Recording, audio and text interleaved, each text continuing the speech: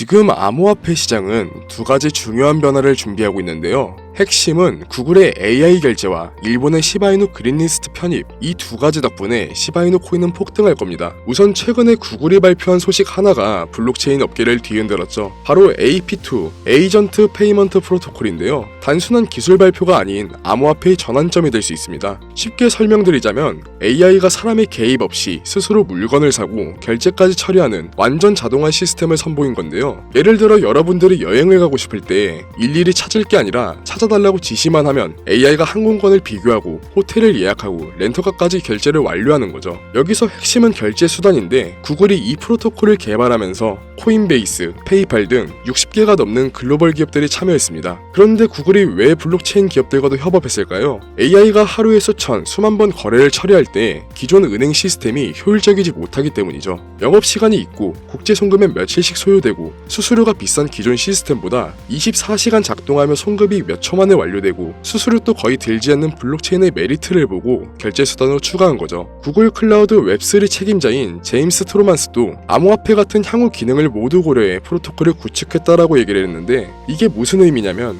AI 시대의 결제 인프라는 블록체인이 정답이란 걸 내포하고 있다는 거죠. 암호화폐가 투기 수단이 아닌 실제 결제 수단으로 전환된다는 겁니다. 결국 앞으로 이런 흐름 속에 살아남을 수 있는 코인은 실제 결제 인프라를 갖춘 코인뿐인데 여기에 시바이누 코인이 속한다는 겁니다. 이미 전세계 1000개 이상의 매장에서 결제 수단으로 사용되고 구찌 매장에서 명품 가방을, 게임스탑에서 게임기도 구매할 수 있죠. 점점 실사용은 확대되고 있는 추세라는 겁니다. 거기다 자체 블록체인 네트워크인 시바리움을 통해 빠르고 수수료도 거의 없는 거래 환경을 이미 구축했죠. 이게 바로 AP2 시대에 시바이누가 유리한 이유입니다. AI 결제가 본격화되면 저렴한 수수료로 거래가 가능한 네트워크로 자금이 몰릴 수밖에 없죠. 여기까지 말씀드렸으면 실용성 있고 수수료가 저렴해서 유입되는 건 알겠는데 안정성이 부족해 보이는 코인을 사용할까 싶으실 텐데요. 이건 맨 처음 말씀드렸던 일본이 증명합니다. 일본 금융청이 시바이누를 공식 그린리스트에 추가했다는 건 비트코인이랑 이더리움과 동일한 최고 등급의 규제 카테고리에 들어갔다는 거죠. 즉 동급으로 본다는 겁니다.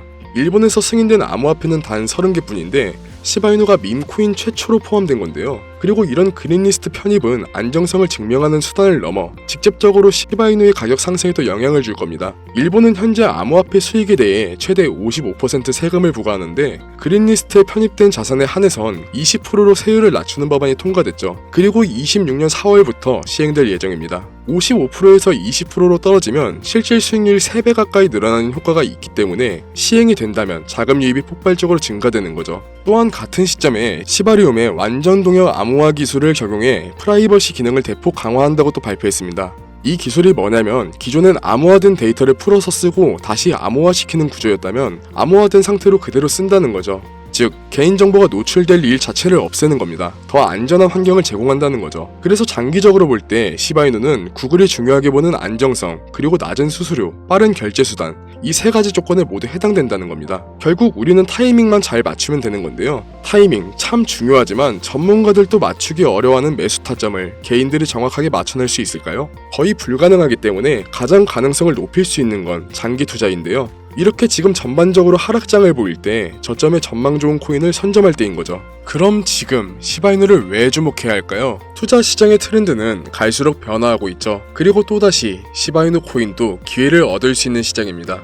밈코인도 과거엔 실사용 여부와 무관하게 인기와 투기 심리로 움직였었고 현재는 기술력이 있어야만 살아남을 수 있게 됐는데 시바이누는 이런 트렌드를 잘 따라가고 있죠. 시장에서 바라본 시바이누는 이미 기술력과 안정성을 검증받았습니다. 최근 들어서는 여러가지 이슈가 눈에 띄는데 시바리움 레이어2 네트워크도 완성형에 가까워지는 와중 미국의 T 로우 프라이스 그룹은 ETF에 편입 가능한 자산으로 구분짓기도 했습니다. 그리고 인지도도 받쳐주고 기술력도 진보하고 있죠. 이 중에서 가장 눈에 띄는 건 본격적인 실사용 수요가 생기기 시작했다는 겁니다. 바로 아랍에미리트 정부와 공식 파트너십을 맺게 된 소식이죠. 물론 이전부터 실사용이야 몇 차례 있었고 제휴하는 매장도 늘고 있지만 국가 단위로 파트너십을 맺는 건 이례적인 일이죠. 아랍에미리트 에너지 인프라부가 발표한 내용을 보면 시바이누 OS 운영 체제를 포후국 7개 전체의 공공 서비스에 통합한다고 하는데요. 에너지 관리와 인프라 개발, 그리고 행정 시스템까지 국가 단위로 블록체인을 실제 도입한다는 겁니다. 테스트 단계가 아닌 정식으로 채택된 만큼 시바이누의 기술력은 입증된 거죠.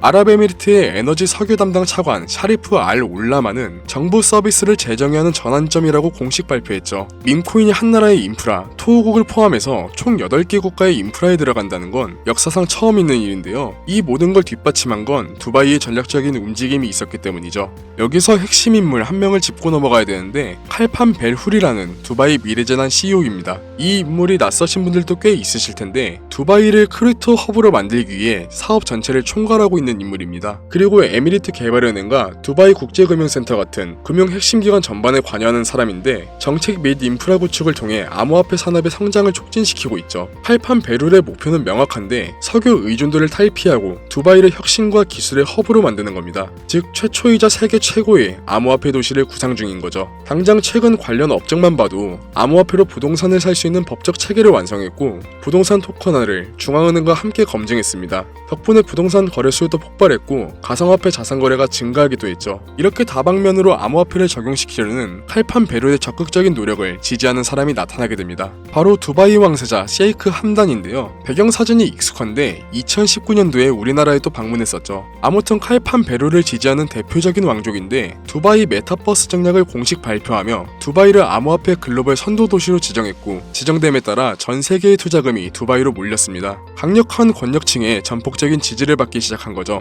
근데 결국 권력층의 힘이 떨어지면 사업 자체가 무너질 수도 있지 않냐 라는 생각하시는 분들도 계실 텐데 아랍에미리트는 왕정 체제죠. 레임덕 자체가 강하게 나타날 수가 없는 구조이기 때문에 큰 걱정은 안 하셔도 됩니다. 즉 우리나라처럼 정권이 바뀌면 정책이 싹 뒤집히는 게 아니라 한 방향으로 일관성 있게 수십 년간 밀어붙인 경우가 많죠. 결과적으로 왕세자의 지지까지 얻은 칼판 벨훌은 최근 인터뷰에서 AI 도시로서의 전환과 블록체인 통합을 더욱 가속화하겠다고 밝히기도 했죠. 이 전략의 핵심 파트너가 시바이누라는 거고요. 국가 단위 대규모 프로젝트가 시작한 지금 이제는 단순한 코인 하나 투자하는 게 아니라 아랍에미리트 정부가 향후 수십 년간 추진할 디지털 혁신에 함께 올라탔다는 거죠. 두바이 디지털 혁신의 총책임자가 직접 설계하고 추진하는 프로젝트의 일부라는 점에서 시바이누의 장기 전망은 어떤 밈코인보다도 웬만한 알트코인보다도 탄탄함을 보여주고 있죠. 자, 지금까지 시바이누 코인을 왜 보유해야 하는지 말씀드렸지만 더 중요한 게 남았습니다. 투자할 때 가장 위험한 건 시드가 한 곳에 집중되는 건데요. 시장은 항상 예측 불가능한 변수가 존재하기 때문에 시드를 분산해야만 하죠. 아마 이 영상을 보는 분들은 이미 분산 투자를 하고 계신 분들도 있을 겁니다. 왜 투자금을 분산해야 되는지는 대표적으로 2022년 누나 사태로도 충분히 설명되죠. 당시 시총 10위권에 머무르면서 주요 거래소에 모두 상장된 디파이 생태계의 핵심으로 평가받았던 이 코인조차 취약점이 드러나면서 3일 만에 99% 폭락했습니다.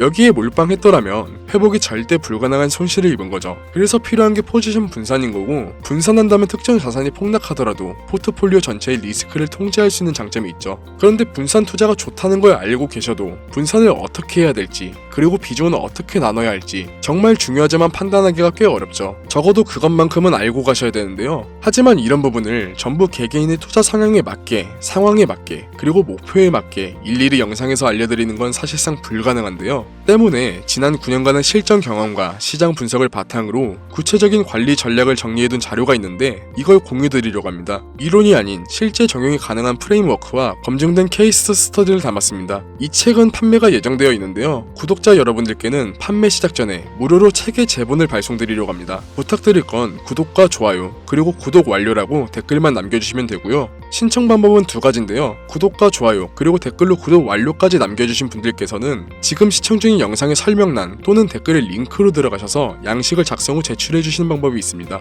모바일로 시청하시는 분들은 링크 누르시면 문자로 돌아가는데 문자로 남겨주셔도 됩니다. 위 절차가 너무 번거롭다 하시면 PPT 하단 연락처 보이시죠? 연락처 참고하셔서 문자로 검증이라고 남겨주시면 됩니다. 문자나 양식을 남겨주시면 순차적으로 연락드리겠습니다. 지금까지 영상 시청해주셔서 감사드리고 더 좋은 영상으로 찾아뵙겠습니다.